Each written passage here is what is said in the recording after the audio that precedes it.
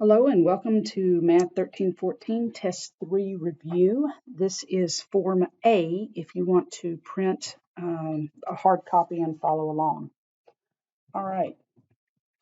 Question number 1 says, a relation in x and y is given. Determine if the relation defines y as a one-to-one function of x. A quick hint on this one. Remember that the x's cannot repeat.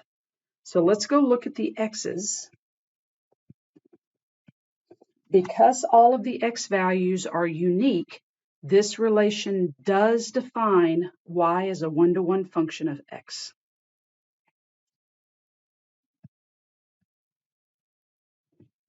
Question 2. A relation in x and y is given.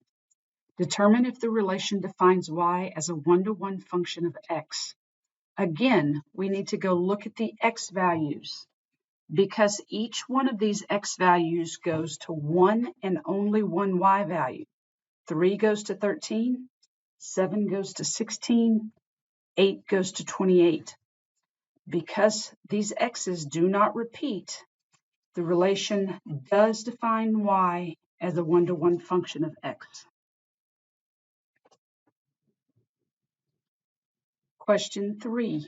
Determine if the relation defines y as a one-to-one function of x. First of all, this is not a function.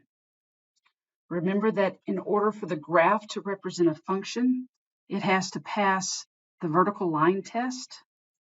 This vertical line intersects the graph in more than one point. So this blue squiggly there is not even a function. So I'm going to go right away and say it does not represent a one-to-one function. Now I'm going to take a side note, and I'm going to tell you that this is question number 3B. We're going to do another graph. So if I were to give you, say, this graph,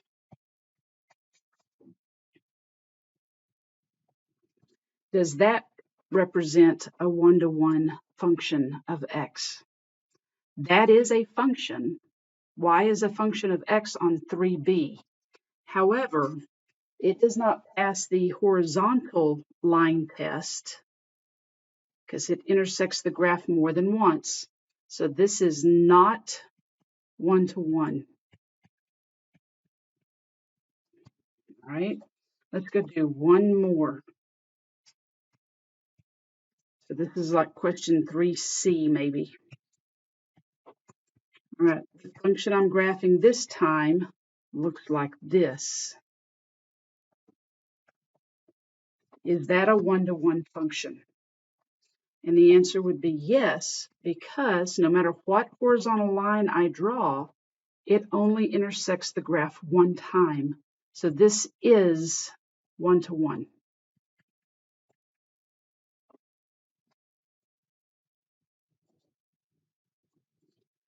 Question 4. Determine whether the two functions are inverses.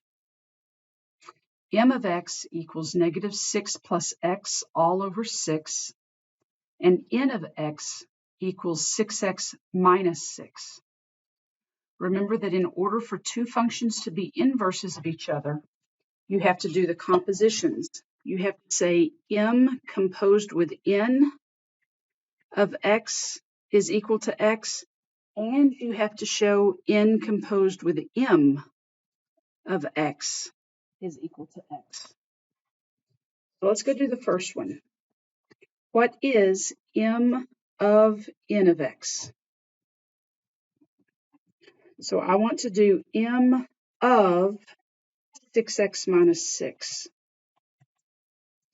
which is negative 6 plus 6x minus 6 all over 6.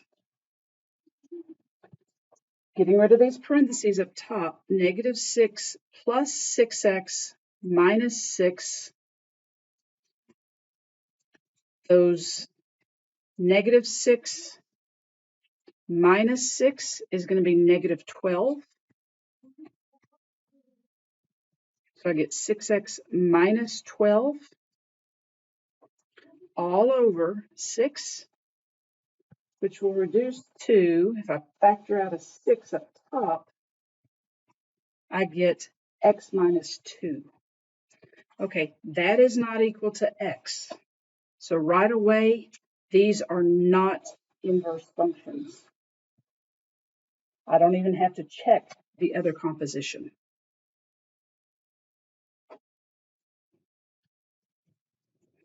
Question 5.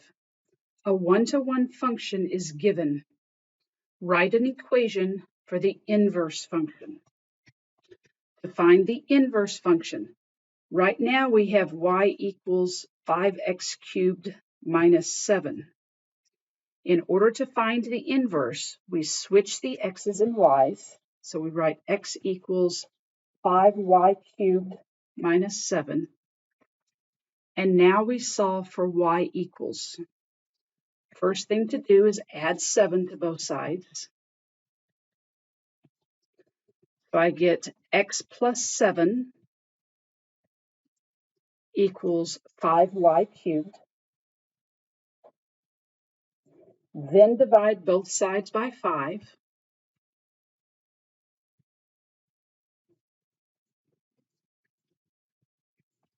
And I have x plus 7 over 5 equals y cubed.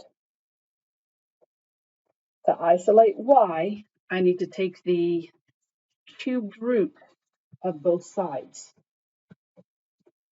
So there is my inverse function.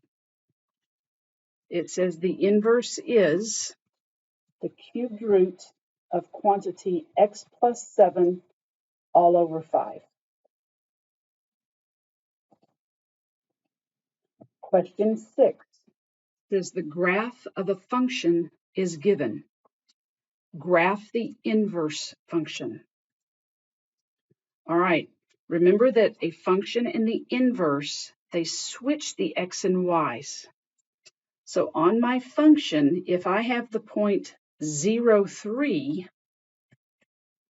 then on the inverse, I'm going to have the point 3, 0 right here.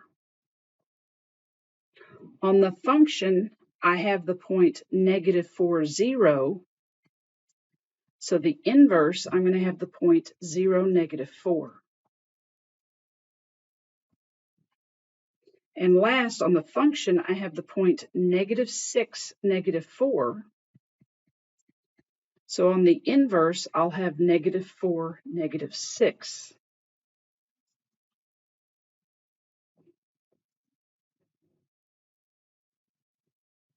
So my inverse looks like this. Now, another thing to point out, when you look at the graphs of f and f inverse, they are symmetric over the line y equals x. So it should be a mirror image over that line y equals x. Question 7 says to graph the function and write the domain and range in interval notation. Your function is y equals 2 to the power of x. All right, this is an exponential function. And you'll remember that we have 3 favorite x values, -1, 0, and 1. When x is -1, we get y equals 2 to the -1, which is 1/2. When x is equal to 0, y is equal to 2 to the 0, which is 1. And last, when x is equal to 1, y equals 2 to the 1, which is 2. I have 3 points to go plot. -1, 1/2, 0, 1, and 1, 2. My exponential growth function looks like this. The domain of an exponential function is always all real numbers. And the range will be all numbers bigger than 0, so 0 to infinity.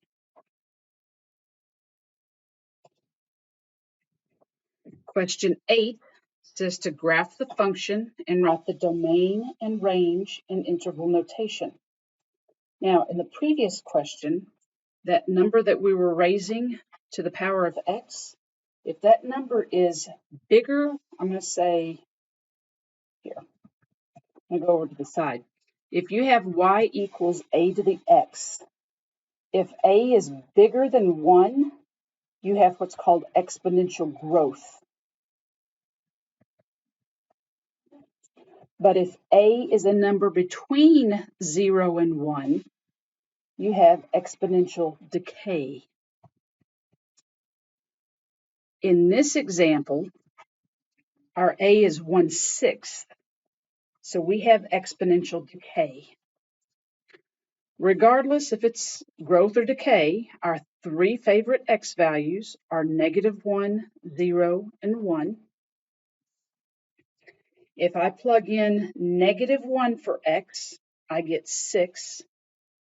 If I plug in 0 for x, I get 1. And if I plug in 1 for x, I get 1/6. Let's go plot those 3 points. -1/6, 0, 1, and 1, 1/6. Exponential decay looks like that. Your domain, again, the domain of exponential functions is always all real numbers, -infinity to infinity. The range will be everything bigger than 0, so we say 0 to infinity.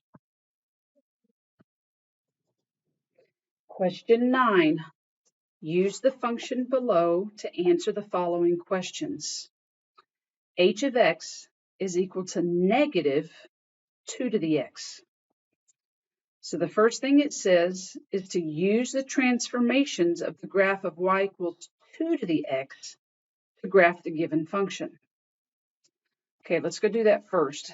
Then we're going to write the domain and the range and the equation of the asymptote. All right, if we start with y equals 2 to the x, and we have to graph y equals -2 to the x, do you remember what happens when you have a negative out front? It reflects the graph over the x-axis. The negative out front reflects the graph over the x-axis.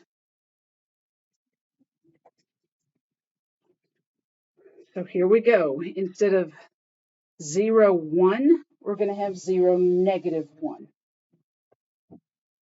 Instead of -1, 1/2, we're going to have -1, -1/2. And instead of 1, 2, we're going to have 1, -2. So our graph will look like this.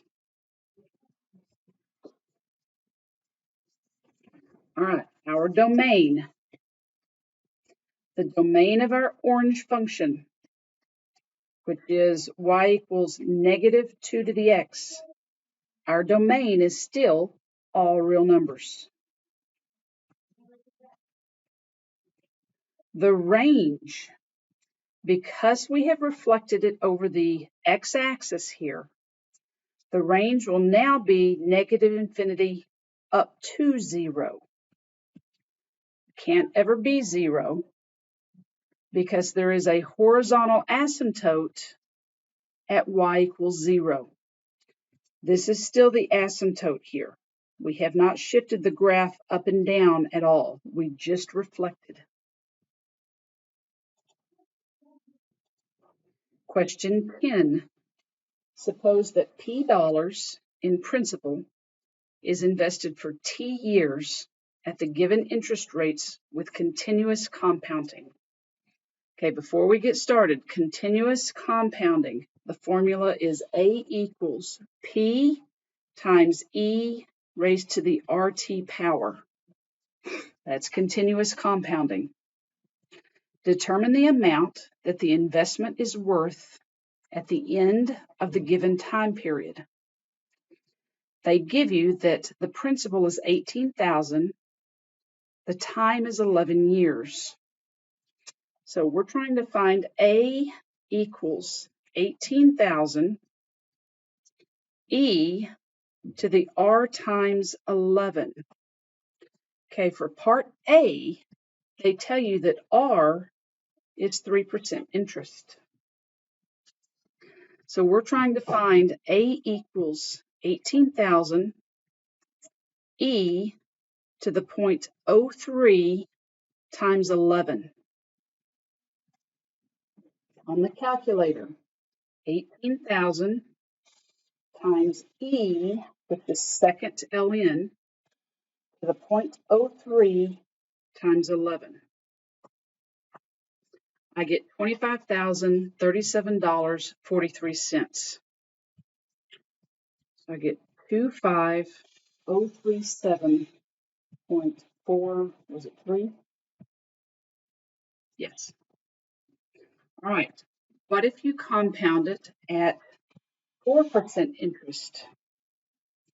Your amount would be 18,000 E to the 0.04 times 11. I'm going to hit second enter and make it come up again, and then just go change that 0.03 to 0.04.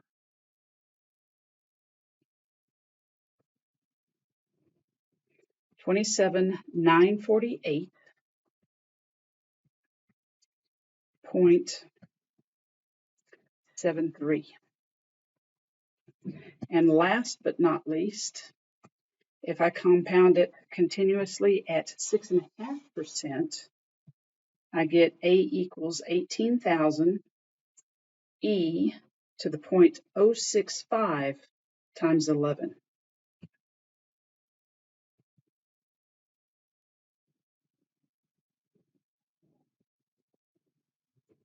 $36,795.36.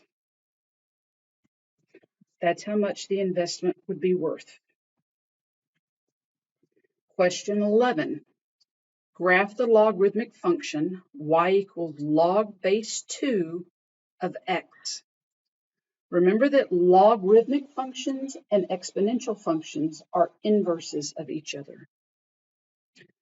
So if I were to convert this log into exponential form, I would get 2 to the y equals x, right? So in order to find the inverse function is 2 to the x equals y. You swap the x's and y's.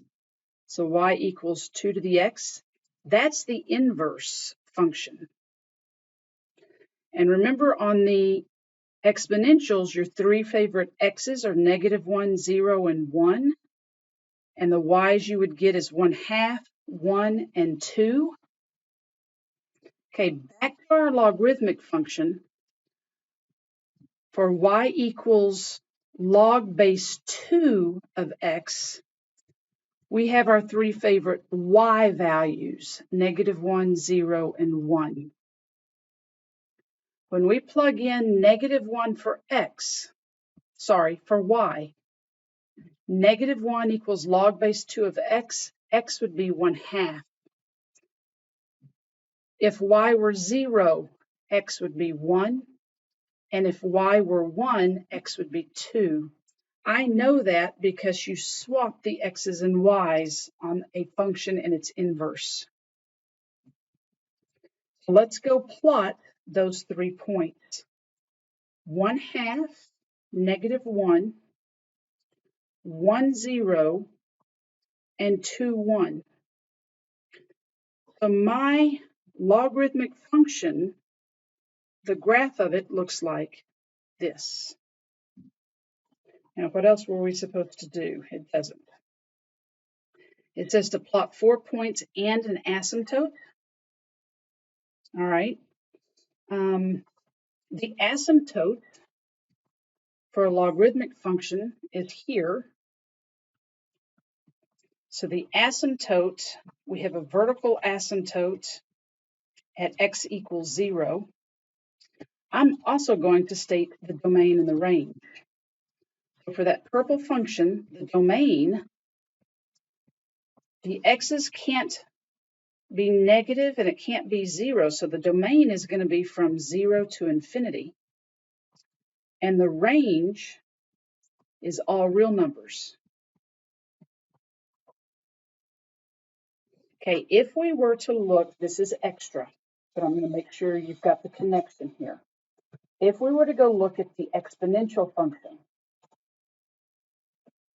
y equals 2 to the x. Okay, let's go graph that one.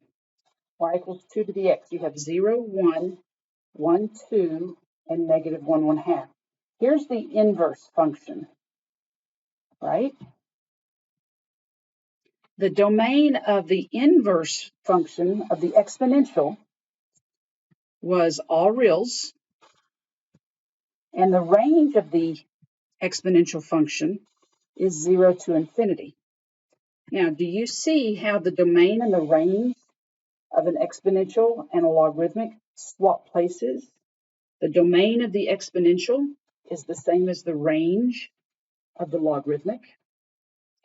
The range of the exponential is the same as the domain of the logarithmic. Question 12. We're supposed to graph the function y equals log base 1/4 of x. Log base 1/4 of x. Okay, for logarithmic, our three favorite y values are -1, 0, and 1. This is the inverse of the function y equals 1/4 to the x.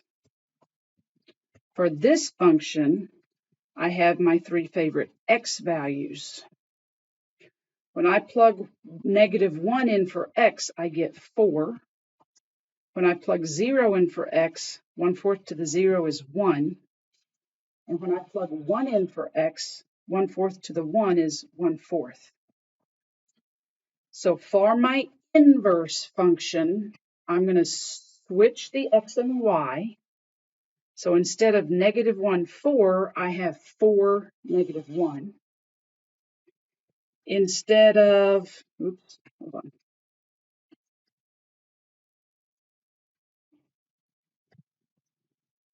Instead of 0, 1, I have 1, 0. Instead of 1, 1/4, I have 1/4, 1. So let's go plot these 3 points so that I can graph my function. 4, -1, 1, 0, and 1/4, 1. Here is my logarithmic function. All right, my vertical asymptote is still x equals 0. The domain of my logarithmic function is still 0 to infinity. And my range can be any y, so my range is all reals, -infinity to infinity. Now, if you wanted to graph the inverse function, which is the exponential, let's go graph the exponential over here. So I have 0, 1, 1, 1/4, and -1, 4. So my exponential function looks like this. That is the inverse of that red logarithmic. And if you'll notice, The line y equals x, that red and that blue, those two functions are symmetric over that line y equals x. I know I've thrown a lot of extra information in here. All you're supposed to do is graph that red line. Actually, it's not a line. Graph that red function. Question 13. Use the function below to answer the questions. Your function is a logarithmic function y equals log base 3 of quantity x minus 4, and then out to the side says minus 5. Let's go remember what our transformations do first. When you subtract a number out to the side, that moves it down 5 units.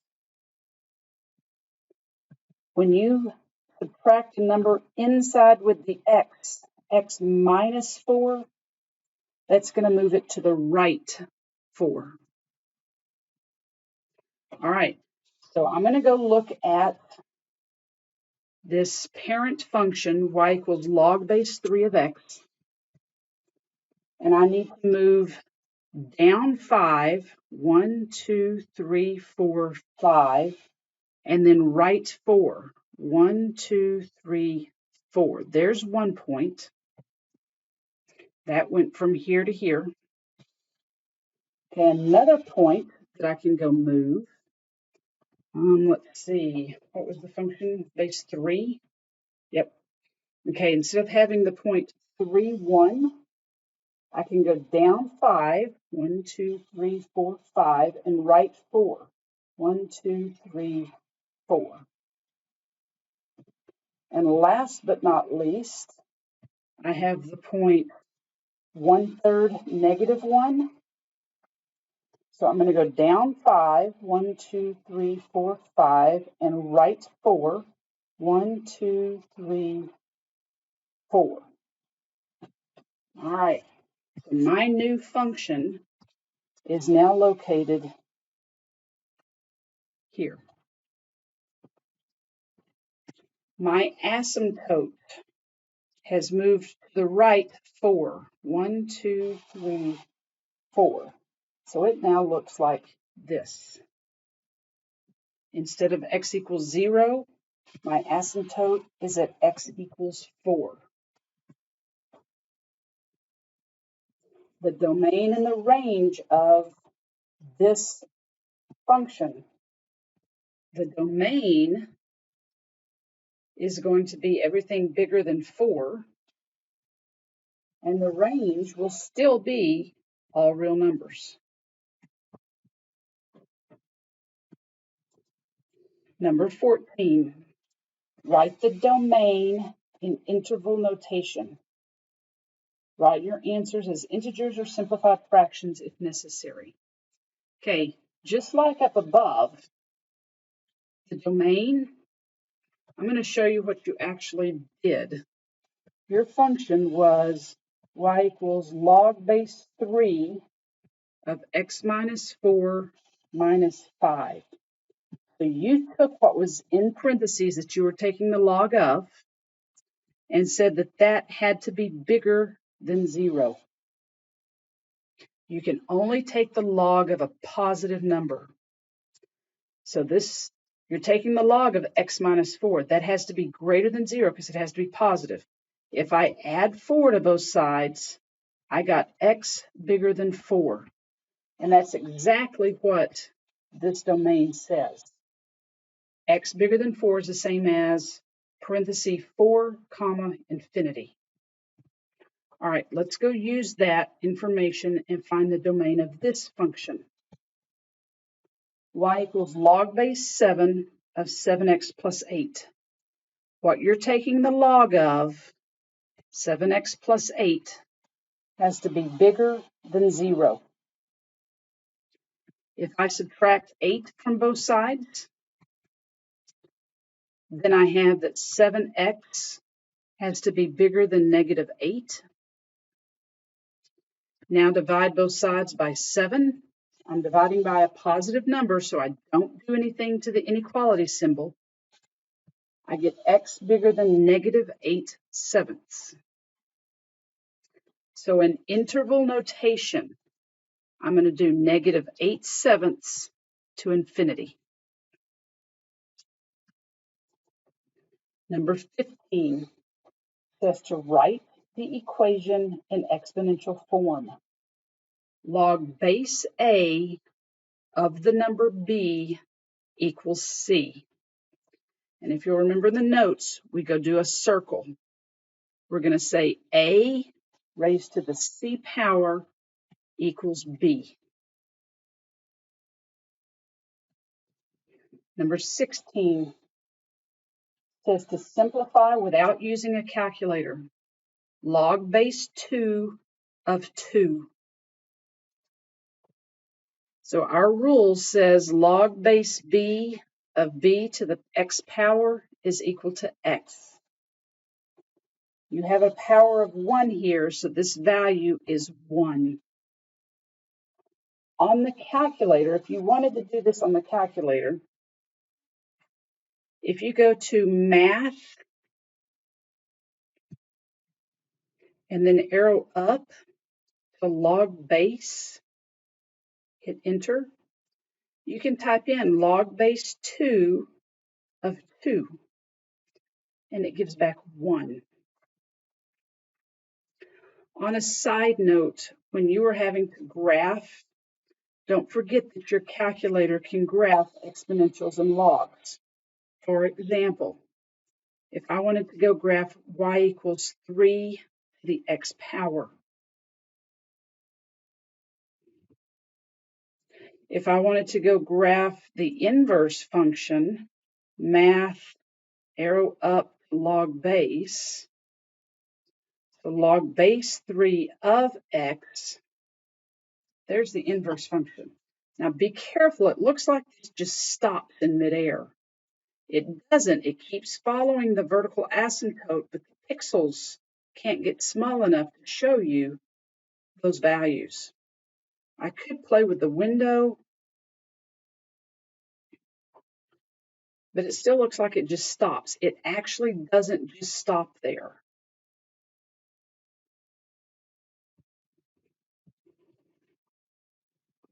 Anyway, you can play with the windows. What I wanted you to see is that you can graph these functions on your calculator just to double check. All right. What was the next one? Number 17. Simplify without using a calculator. Well, we just saw that the calculator does these. The log base 1/2 of 256.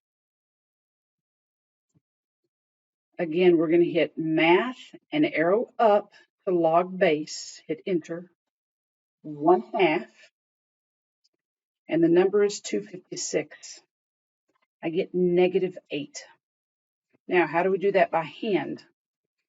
By hand, I'm going to let this value be x, and I'm going to convert to exponential. Actually, yes, I'm going to convert to exponential. So I'm going to say 1/2 to the x power equals 256. Now, both sides of that equation can be written as 2 to a power. This is 2 to the -1 to the x equals 2 to the 8th. 2 to the 8th is equal to 256. Now, our exponent rules, 2 to the -1 to the x is equal to, you multiply the exponents, -x. So if 2 to the -x equals 2 to the 8, you know that -x equals 8. If -x equals 8, dividing both sides by -1, I get x equals -8. So the value of this expression is -8. Number 18, apply the power property of logarithms. Assume that all variable expressions represent positive real numbers. Okay, log base 4 of the 5th root of n cubed. I'm going to write that as log base 4 of n cubed to the 1/5 power. Now I'm going to multiply the powers, because a power to a power, you get log base 4 of n. 3 times 1/5 is 3/5. And one of your logarithm properties, those powers can sprout legs and come out front. So this is the same as 3/5 times log base 4 of n. Question 19. Write the logarithm as a sum or difference of logs. And it looks like the log did not print. It should be log base 11 of x to the 5th over yz. Okay, I see a quotient here. So I'm going to write that as log base 11 of x to the 5th minus log base 11 of yz. That 5th power can sprout legs and come out front. So I can write that as 5 log base 11 of x minus log base 11. Okay, this is a product, y times z. So I'm going to write that product as the sum of logs. Okay, so I'm going to write it as 5 log base 11 of x minus, okay, here comes the quantity. I can write that as log base 11 of y plus log base 11 of z. Last thing I'm going to do is distribute that negative out front. So the expanded logarithm is 5 log base 11 of x minus log base 11 of y minus log base 11 of z. Question 20. Write the logarithmic expression as a single logarithm with coefficient 1 and simplify as much as possible.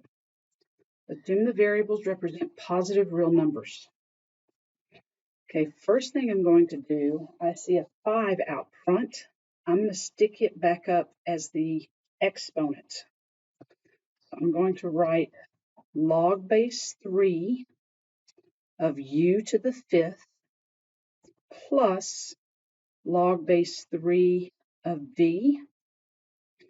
Now to write it as one single logarithm, when I'm adding two logs, that's the same as saying log base 3 of u to the 5th times v. It's more common to write it as log base 3 of u to the 5th v. Question 21. Solve the equation 3 to the x equals 81. If you can make both sides of the equal sign with the same base, I would suggest doing that. 81 is 3 to the 4th power. So I know that 3 to the x is equal to 3 to the 4th. So x must be equal to 4. You can check that by doing 3 to the 4th power. It's 81. Number 22, solve the equation. The 4th root of 6 equals 6 to the a. Again, I'm going to write both sides of the equal sign as powers of 6. The 4th root of 6 is the same as 6 to the 1/4 power. That's supposed to equal 6 to the a. So a must be equal to 1/4. Question 23. Solve the equation. Write the solution set with the exact values given in terms of common or natural logarithms. Also give approximate solutions to 4 decimal places. 7 to the r equals 67. Now, in the previous examples, both sides could be written as the same base, but 67 cannot be written as a power of 7. So I'm going to take the log, base 10, of both sides. So I'm going to write log of 7 to the r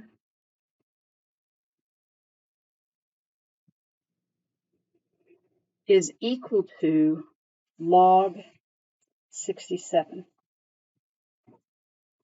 Now that exponent can sprout legs and walk out front.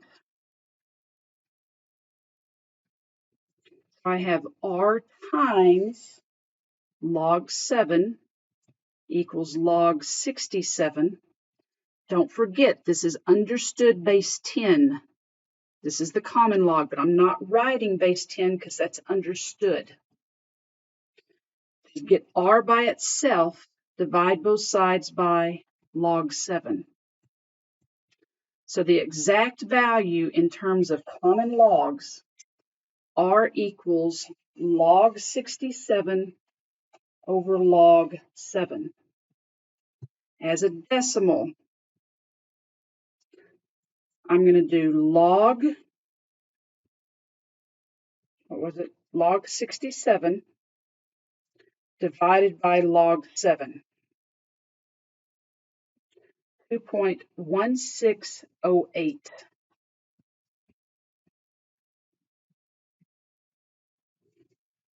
Now, if I were not doing this problem on ALEKS, I would do it this way.